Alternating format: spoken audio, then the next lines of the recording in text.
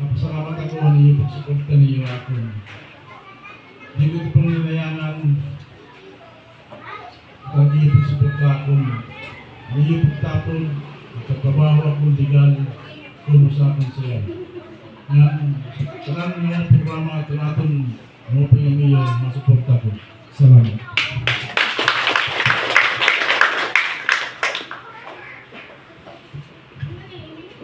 Upay nga natin na talan. Of course, kan Pastor Mark. Kailangan na talan na parang simba din niya ang Baptist Church. Ano na kung mga kaurusa, mga konsyal na kita. Yan una, pag-address natin mga kandidato. Of course, natin women in uniform. Upay salamat na nakatambong kami. Upay na lang wala kami umod po temprano. Anyway, so, titinawag ka man muna. Kaya naging istorya. Una na tanan, so papasalamat kayo na iyo. Wala yung kami mag-down na tanan, kasi rin pa man ako yung nabasahan na hindi natin magdadara ng tanan. Ito, 1 Timothy verses 6 to 7. For we brought nothing to the world and we can take nothing. Katabi. So, kumbaga, may naman iba mahusay, pero bungingay ka. So, hindi na ito magdadara ng kanan. May daliwa, hindi na mahusayan, pero open ka sa klase. Hindi na umutan.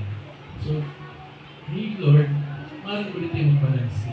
Hindi ko dito yung mahatag na kanan na pananahan ko. So, open na lala. Wala kong magsayo kung tumumong na natin. May ako nagawa ng wisdom card bilang kang pastor. For all you know, si pastor, nakagawa na po tarong buliga ako, maray katatay mingi. Maray katatay mingi. Kaya kung maaramdam ko nasa na kaya, pastor, I have no gold. I have no money. I will bring it to Jesus in Nazareth. So, malitaw. So, among commitment is ihimo kami ng balaod, of course, para equal lang na tanan. Wala yung sinisaling para lang yung isang sector, isang religion, pero it applies to all, equal. So kung may naman ka mo, gusto ipaabot, gusto ipapasa ng mga ordinansa na iyong nakikita, ikaw mo man mismo ito ng ating community yapon, is feel free to approach us and naman pag-istoryahan.